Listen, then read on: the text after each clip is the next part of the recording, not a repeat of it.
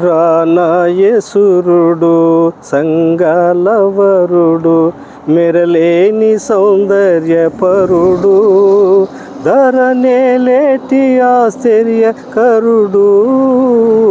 నరలోకాధిపతి దైవనరుడు ఇక రానాయసురుడు పుట్టి పాపాగ్ని జ్వాలల్లో కాలి ఎట్టి దరి లేక నేనుండ కూలి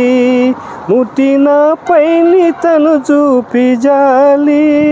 ముట్టిన దుఃఖమును పారద్రోలి ముట్టిన దుఃఖమును పారద్రోలి తిటపరు మెరకు కట్టెదని కొరకు పట్టణం వంచు పరమేగినాడు